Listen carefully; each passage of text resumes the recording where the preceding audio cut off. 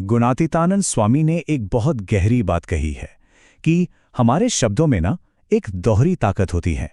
ये या तो कुछ बहुत कमाल का बना सकते हैं या फिर सब कुछ तबाह कर सकते हैं। तो आज हम इसी शक्तिशाली विचार की गहराई में उतरेंगे।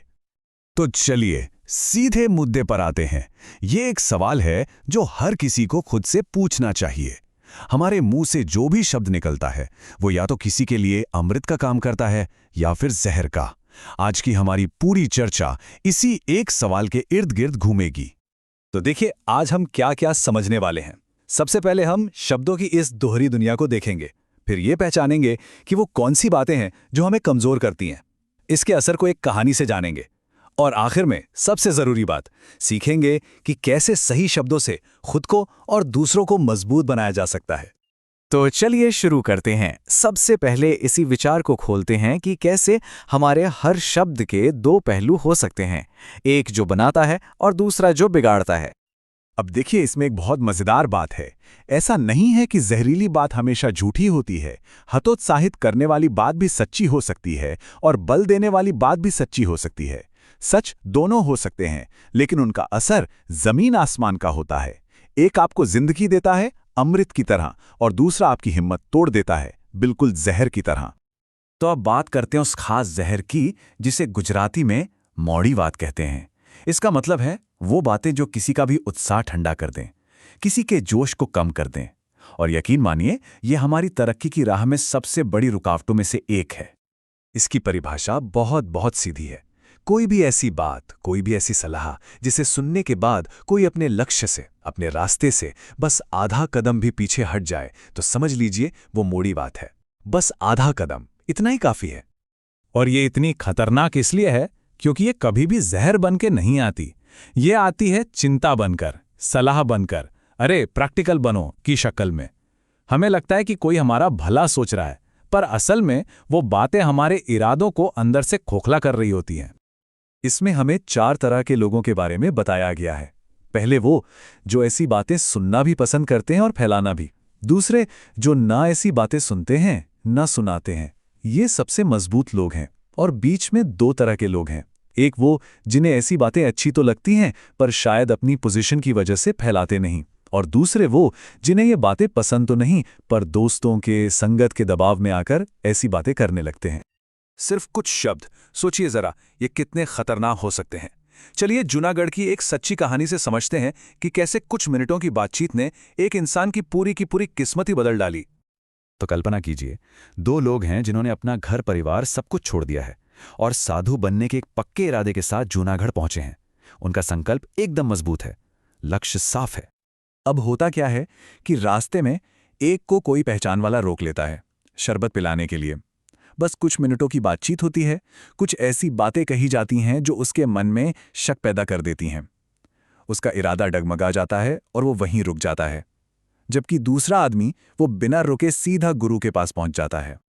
जब गुरु ने पूछा कि वो दूसरा आदमी कहाँ है जो नहीं आया, तो उन्होंने सिर्फ 3 शब्द कहे, गयो गयो गयो। मतलब वो हमेशा के लिए चला गया।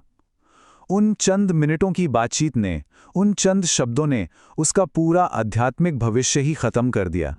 स्वामी के उन शब्दों का मतलब था कि वो आदमी अब 84 लाख योनियों के जन्म मरण के चक्र में वापस फंस गया है। सोचकर देखिए, बस कुछ हतोत्साहित करने वाले शब्दों की कीमत कितनी बड़ी चुकानी पड़ी। लेकिन अगर शब्द इतना बड़ा विनाश कर सकते हैं तो सोचिए वो बना क्या सकते हैं, उनकी बनाने की शक्ति कितनी होगी। बिल्कुल।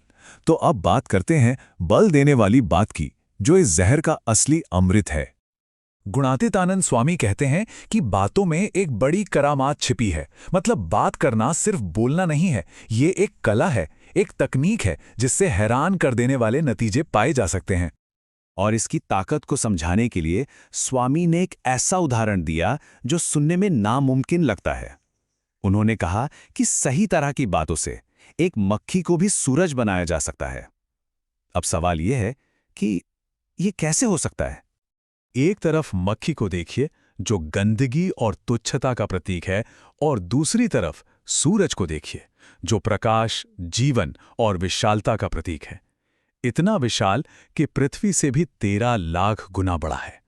स्वामी का कहना था कि बल देने वाले शब्दों में इतनी ताकत होती है कि वो सबसे गिरे हुए, सबसे कमजोर इंसान को भी उठाकर सूरज की तरह महान और प्रकाशमान बना सकते हैं।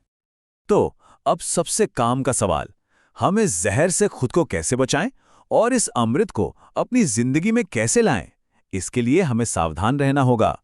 मजे की बात यह है कि विज्ञान भी शब्दों की इस ताकत को मानता है। प्लेसिबो इफेक्ट पर स्टडीज हुई हैं। जब मरीजों को एक मीठी गोली ये कहकर दी गई कि ये दुनिया की सबसे असरदार दवा है, तो उसका असर असली दवा के बराबर हुआ।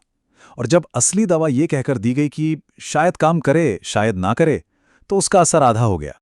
तो इससे क्या पता चलता है कि हमारे दिमाग के लिए असली दवा वो गोली नहीं, बल्कि वो शब्द हैं जो उसके साथ दिए गए। हमारा मन चीजों से ज्यादा शब्दों पर प्रतिक्रिया करता है। तो सावधान रहने के 3 सीधे सरल तरीके हैं। पहला, अपना लक्ष्य बिल्कुल साफ रखें। जब पता हो कि जाना कहाँ है तो कोई भटका नहीं सकता। दूसरा, ऐसे लोगों के साथ रहें जो बल देते हैं, जो ऊपर उठाते हैं ना कि नीचे खींचते हैं। और तीसरा, अपने अंदर की उस आवाज को पहचानें जो खुद को ही कमजोर करती है और उसे चुप कराएं। अंत में बस ये एक बात याद रखनी जैसी है, शब्द सिर्फ आवाज नहीं है, वो एक दवा है, दुनिया की सबसे शक्तिशाली दवा जिसे इंसान इस्तेमाल करता है। तो सवाल अब ये है कि आज जब हम किसी से बात करेंगे तो कौन सी दवा का इस्तेमाल करना चुनेंगे? वो जहर जो तोड़ता है या वो अमृत जो बनाता है? ये चुनाव हर पल, हर किसी का अपना है।